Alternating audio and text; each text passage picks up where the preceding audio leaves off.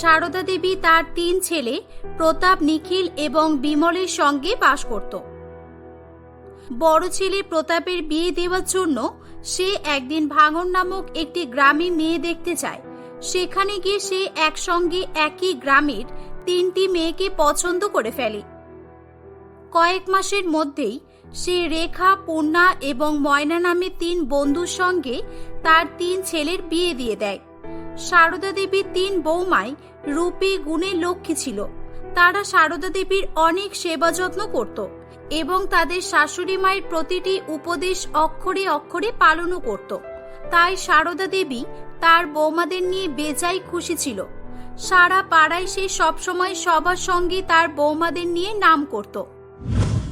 একদিন ভোর 5টার সময়, এই চল চল তাড়াতাড়ি কর, শাশুড়ি মা ঘুমাচ্ছে। যেই থেকে এই বাড়িতে এসেছি আমার পটি বন্ধ হয়ে গেছে, আর দেরি করিস না, চল তো, এবার যা হয় হবে। হ্যাঁ হ্যাঁ, আমি খোঁজও নিয়েছি। এদের বাড়ি থেকে 30 মিনিট দূরে একটা ফাঁকা নির্জন মাঠও আছে, ওখানে কেউ যায়ও না। চল চল, যে যার বদনাগুলো নে আর হাঁটা শুরু কর, আজকে তো বদনা পার্টি হবে, বদনা পার্টি। বাড়ির 3 বৌমা ভোরবেলা ঘুম থেকে উঠে লোটা হাতে নিয়ে মাঠের দিকে রওনা দেয়। বাহ, এ তো খুবই ভালো জায়গা, বসে পড় সবাই, আজকে শান্তি করে পটি করব। কতদিন যে পটি আটকে আটকে রেখেছি। আহ, মনটা একেবারে জুড়িয়ে গেল। এই খোলা আকাশের নিচে হালকা মৃদুময় বাতাস অনুভব করতে করতে পটি করার মজাই আলাদা, আর তার সঙ্গে তোদের সঙ্গে গল্প করার এক আলাদাই অনুভূতি। আজকে পেট হালকা করতে যেন অন্যরকমই মজা লাগছে। অনেকক্ষণ হয়ে গেল, চল এবার, শাশুড়ি মা উঠে গেলে আবার বিপদ হবে। তারা 3 জনে পেট হালকা করে বাড়ি ফিরে আসে। এই, যে যার বদনাগুলো লুকিয়ে ফেল, শাশুড়ি মা যেন দেখতে না পায়। বদনা? এই বদনাটা আবার কি জিনিস? কই দেখি, এটাকে বদনা বলে নাকি? এটা তো লোটা। হ্যাঁ মা, যেটাকে লোটা বলে সেটাকেই বদনা বলে, আমরা তো বদনা বলেই ডাকি। ও আচ্ছা, কিন্তু তোমরা এই লোটাগুলো নিয়ে কোথায় গিয়েছিলে? আমি সেই কখন থেকে উঠে বসে আছি, চা খাওয়ার অপেক্ষা করছি। বলো, এগুলো নিয়ে কি করছিলে তোমরা? মা, আমরা তো আমাদের বাগানের ফুল গাছগুলোতে জল দিতে গেছিলাম। 3 জন একসঙ্গে ফুল গাছে জল দিচ্ছিলাম, খুব মজা লাগছিল জানেন। ফুল গাছে জল দেওয়ার জন্য লোটা নিয়ে যাওয়ার কি দরকার? আর তাছাড়া আমাদের বাড়িতে তো লোটা ছিল না, তোমরা লোটা পেলে কোথায়? মা, আসলে আমরা বিয়ের আগে 3 জন মিলে গাছে জল দিতাম এই লোটাগুলো দিয়েই, তাই এই লোটাগুলোকে আমরা সঙ্গে করে নিয়ে এসেছিলাম। ঠিক আছে, বুঝেছি, কিন্তু তাই বলে লোটা? লোকে দেখে কি ভাববে? সকাল সকাল লোটা নিয়ে চললো কোথায়? যাক, আমি মজা করছিলাম। যাও, এবার আমার জন্য চা করে নিয়ে এসো। বাপরে বাপ, আজকে তো বেঁচে গেলাম আমরা। সাবধানে থাকতে হবে, আমাদের তো এত উন্নত জায়গায় বিয়ে করাটাই ভুল হয়েছে। এখানে দেখি সবাই আবার বাথরুম ব্যবহার করে। আরে সেটা নয়, বাথরুম কি আমাদের গ্রামে ছিল না?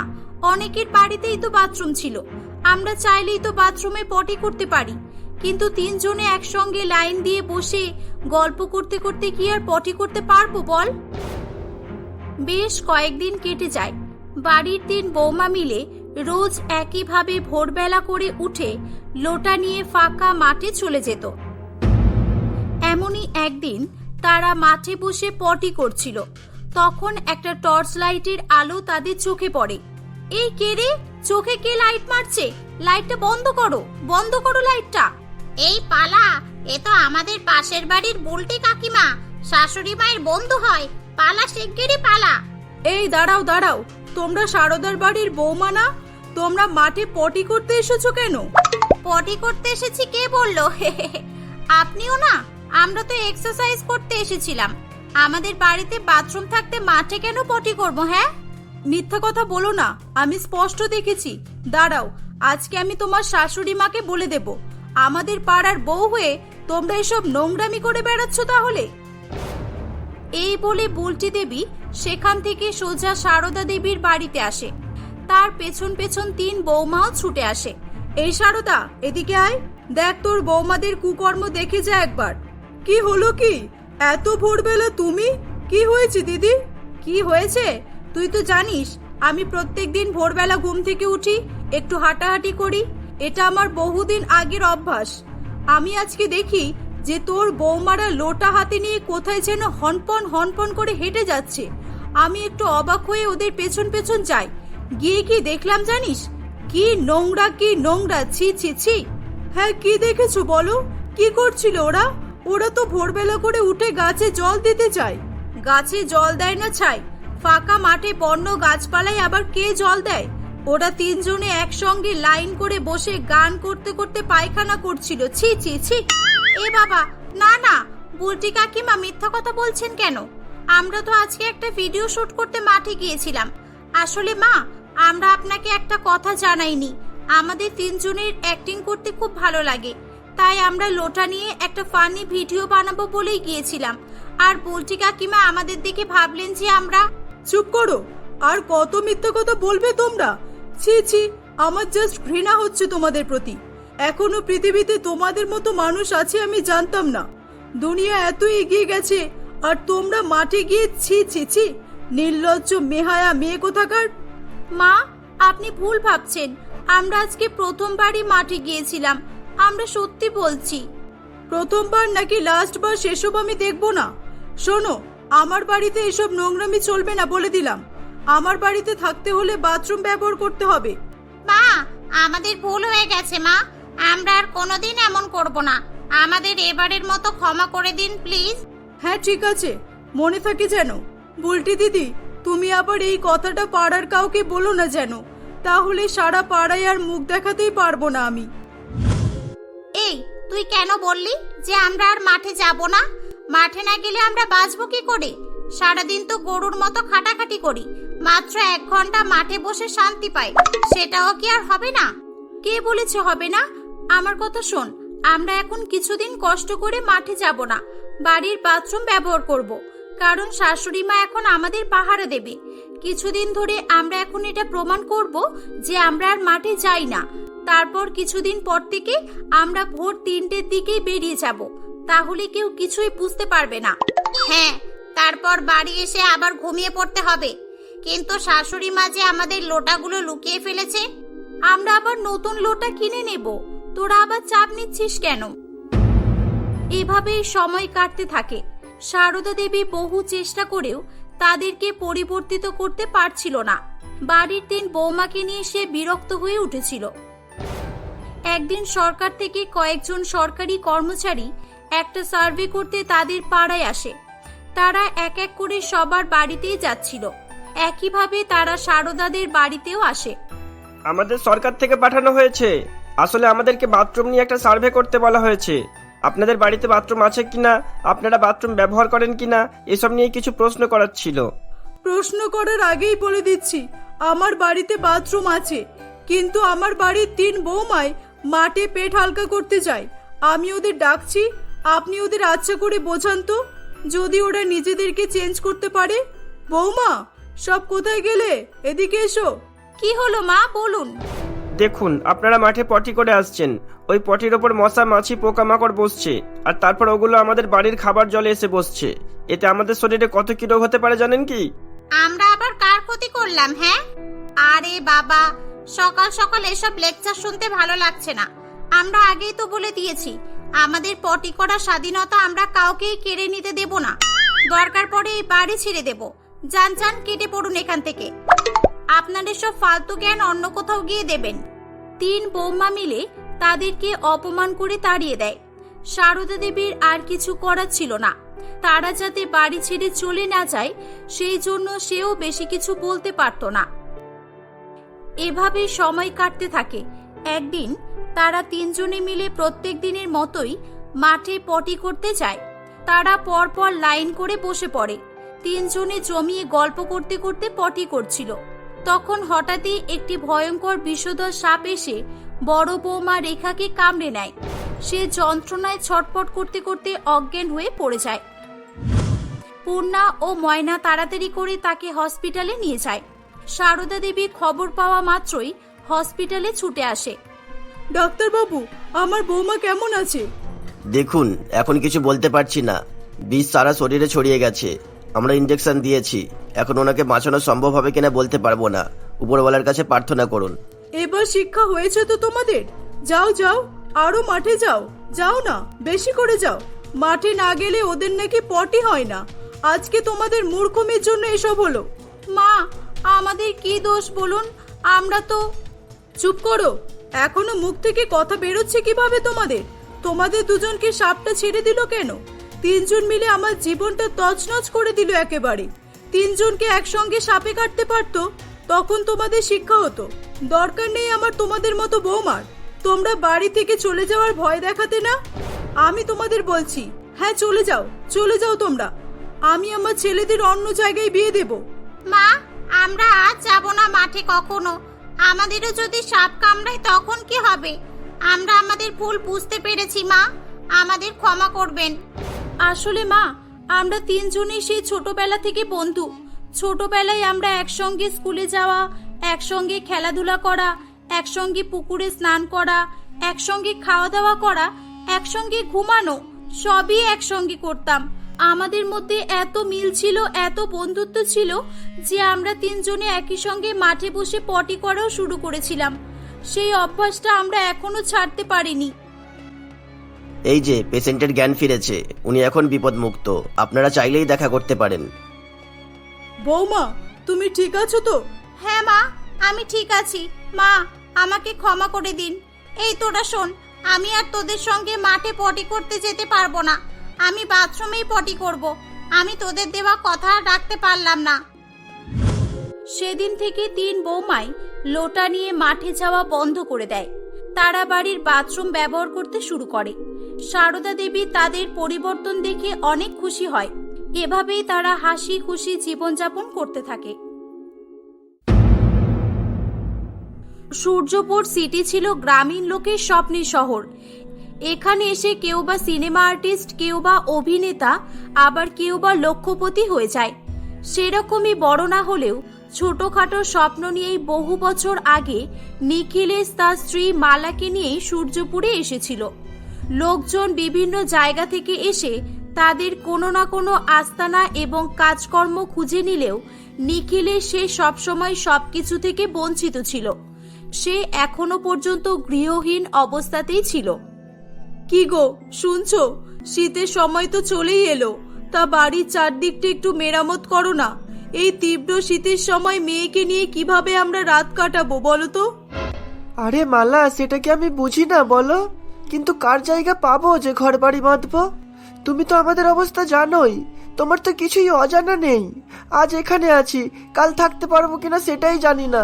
কখন না জানি সরকারি নোটিশ আসবে। নিখিলেশের অবস্থা ঠিক এরকমই ছিল। রাস্তার ধারে স্ত্রী এবং এক মেয়ে কারিমাকে নিয়ে খুবই কষ্টের মধ্যে দিয়ে তাদের জীবন কাটত। নিখিলেশ রাস্তার ধারে একটি ঠেলাই করে লেবু জল বিক্রি করত। তার এই ব্যবসায় মোটামুটি হলেও তিনজনের পেট চলছিল। কিন্তু শহরে জমি কিনে বাড়ি তৈরি করাটা ছিল তার সাধ্যের একেবারে বাইরে। তারা কথাই বলছিল, তখনই সেখানে তাদের একমাত্র মেয়ে কারিমা স্কুল থেকে এসে বলে, বাবা বাবা, আজ আমার মাধ্যমিকের রেজাল্ট বেরিয়েছে, আমি স্কুলে প্রথম হয়েছি। বাবা, স্কুলের ম্যাডাম বলেছে আমি নাকি অনেক বুদ্ধিমান, ভবিষ্যতে ভালো কলেজে ডাক্তারি পড়ার সুযোগ পাবো। আমি পড়াশোনা করে ভবিষ্যতে অনেক বড় ডাক্তার হতে চাই বাবা। হ্যাঁ রে মা, জানি যে আমার কারিমা অনেক বুদ্ধিমান, আর তাই তো আমিও তোমাকে পড়াশোনা করিয়ে একটা বড় ডাক্তার তৈরি করতে চাই। যাও মা, স্কুল থেকে ফিরেছো, এবার খাওয়া দাওয়া করে নাও। এভাবেই দিন কাটতে থাকে। দেখতে দেখতে কারিমার স্কুলের পড়াশোনা শেষ হয়ে যায়। সে একটি কলেজে ভর্তি হয়। তাদের বাড়ি থেকে কলেজ অনেকটাই দূরে ছিল। তাই একদিন, বাবা, আমাদের বাড়ি থেকে কলেজ অনেকটাই দূর, এত দূরে হেঁটে হেঁটে যাতায়াত করতে অনেক সময় লেগে যায়। তুমি যদি আমাকে একটি সাইকেল কিনে দিতে। একটা নতুন সাইকেলের তো অনেক দাম, আমার কাছে তো অত টাকা নেই। এখন মেয়েকে কিভাবে না বলবো? বাবা, আমাকে নতুন সাইকেল দিতে হবে না, পুরানো হলেও হবে, আমার তো যাওয়া নিয়ে দরকার, তাই না? কারিমার কথা শুনে নিখিলেশ হাঁপ ছাড়ে। এই বয়সেই তার মেয়ে যে এত বুঝদার হয়ে গিয়েছিল তারা ধীরে ধীরে সেটা জানতে পারছিল। নিখিলেশ কিছু টাকা বাঁচিয়ে তার জন্য একটা পুরানো সাইকেল কিনে দেয়। এভাবেই কয়েকদিন ভালোই কাটছিল। কিন্তু একদিন এই তোদের বলছি, কালকের মধ্যেই পুঁজিপাত্তারি গুটিয়ে এখান থেকে চলে যাবি। 21 তারিখ থেকে রোড কনস্ট্রাকশনের কাজ শুরু হবে। তাহলে অফিসার, এটাই লাস্ট লোকেশন ছিল তো? বাবু, আমাদের উপরে দয়া করবেন। আমরা এতদিনে এখানে বাস করছি, এরকম হঠাৎ করে এসেই কাল চলে যেতে বললে আমরা কোথায় যাব? তা তোদের কবে যেতে বললে খুশি হতিস শুনি? আগের বছরে? আর কিছুদিন থেকেও বা কি করে নিবি বলতো? চল যা, কালকেই চলে যাবি। এই, এদের সাথে কথা বলে কোনো লাভ হবে না। এর নামে রিপোর্ট জমা করে দাও যে যেতে চাইছে না। পুলিশের লাঠি খেলেই বুঝবে। দাঁড়ান অফিসার, পুলিশের ভয় দেখাচ্ছেন কেন? 21 তারিখ আসতে তো এখনো 15 দিন বাকি আছে। আর সেদিন আসার আগে আমরা চলে যাব এখান থেকে, ঠিক আছে? এ তো দেখছি বাঁশের চেয়ে কঞ্চি বড়। হ্যাঁ হ্যাঁ, সে তো জানি, কিন্তু তোদের মতো মূর্খরা কি আর লেখাপড়া জানিস যে তারিখ মনে রাখবি?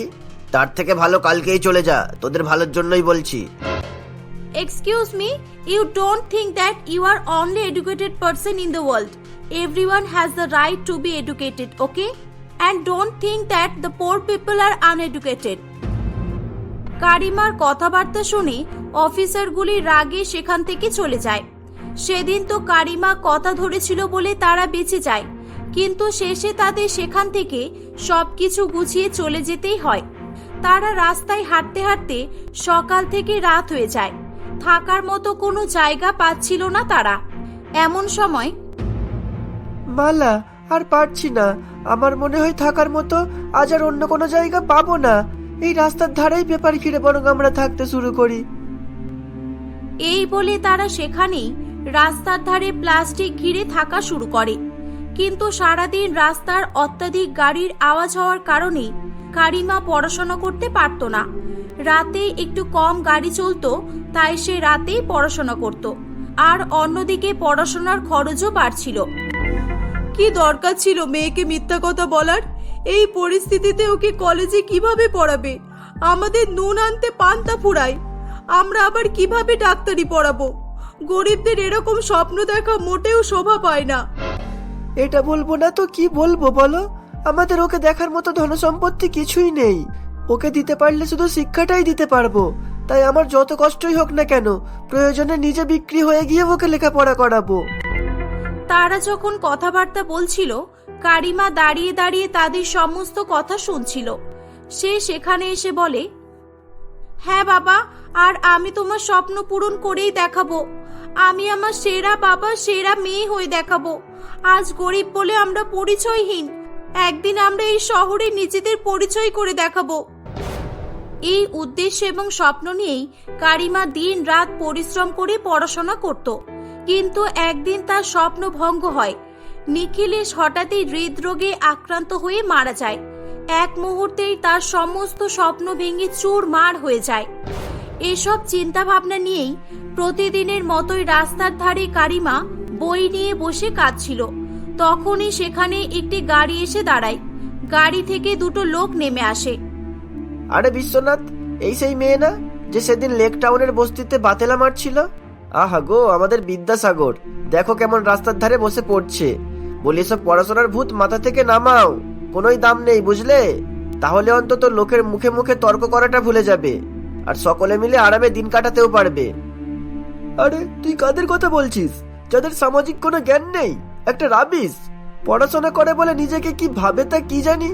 আমার মেয়ে তো নৌখালী বিশ্ববিদ্যালয়ে এমএসসি করছে, ও তো প্রতি বছরই টপ 10-এ থাকে। এখন চল এখান থেকে। বিশ্বনাথ ও লোকনাথের কথা শুনে কারিমার খুবই রাগ হয়। সে রেগে গিয়ে বলে, আপনারা এরকম আমাদের পিছনে লেগে আছেন কেন বলুন তো? আমরা আপনাদের কি ক্ষতি করেছি? আমি পড়াশোনা করতে চেয়েছিলাম, এতে আপনাদের কি অসুবিধা ছিল বলুন? উপরওয়ালা আমার বাবাকেও তুলে নিল, আমাদের সঙ্গে শুধু এরকম কেন হয় বলুন? হ্যাঁ, তো তোকে যদি সাহায্য করি তাহলে কি তুই আমার মেয়ের থেকে বেশি নম্বর পেয়ে যাবি নাকি? খালি যত সব। দেখতে তো পাচ্ছি তুই এমএসসির বই নিয়ে বসে আছিস। তাহলে হয়েই যাক, আমি আজ থেকে তোর বই পড়াশোনার সমস্ত খরচ করব। 4 মাস পর পরীক্ষা, আমার মেয়ে মিলির চেয়ে বেশি নাম্বার পেয়ে দেখা, আর না হয় আমার পায়ে ধরে ক্ষমা চাইতে হবে, বলে দিলাম। বিশ্বনাথের কথা শুনে কারিমা প্রথমে একটু চুপ থেকে পরে রাজি হয়ে যায়। তারা দুজন সেখান থেকে চলে যায়। সৌভাগ্যবশত কারিমা যেই কলেজে পড়তো, বিশ্বনাথ বাবুর মেয়ে মিলিও সেখানেই পড়তো। কারিমা সেদিন থেকে রাত দিন খুব মনোযোগ দিয়ে পড়তে শুরু করে। বেশ কয়েকদিন কেটে যায়।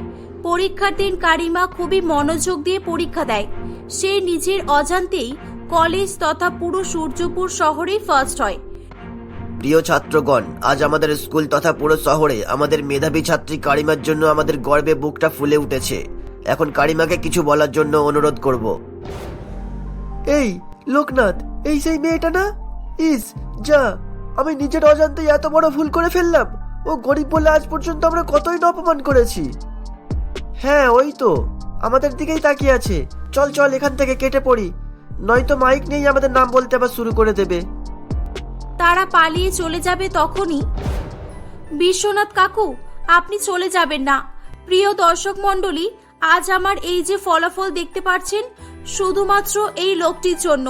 ইনি সঠিক সময়ে এসে আমায় যদি সাহায্য না করতেন, তাহলে পড়াশোনা তো দূরের কথা, আমি পরীক্ষাতেও বসতে পারতাম না। কথায় আছে না, উপরওয়ালা যা করে মঙ্গলের জন্যই করে। তাই আমার কঠিন সময়ে উপরওয়ালা হয়তো এনাকে আমার কাছে পাঠিয়েছিলেন। আমার এই রেজাল্টের প্রথম ক্রেডিট আমার মাকে দিতে চাই, আর দ্বিতীয় ক্রেডিট আমার বাবা মারা গেছে, তাই বাবা তুল্য এই মহামানবটিকে দিতে চাই। কারিমার কথা শুনে এবং তার পরিস্থিতি জেনে ওখানে উপস্থিত সকলেরই চোখে জল চলে আসে। লোকনাথ বাবু তার ভুল বুঝতে পেরে কারিমার কাছে ক্ষমা চায় এবং তাদের থাকার জন্য একটি ঘরের বন্দোবস্ত করে দেয়। সে কারিমাকে তার মেয়ের মতো করেই ভালোবাসতে শুরু করে। তার ডাক্তারি পড়ার সমস্ত খরচ করতে থাকে। কারিমা পড়াশোনা কমপ্লিট করে খুবই বড় একটা ডাক্তার হয়। তার স্বপ্ন পূরণ হয়। তারা সুখে শান্তিতে বসবাস করতে থাকে।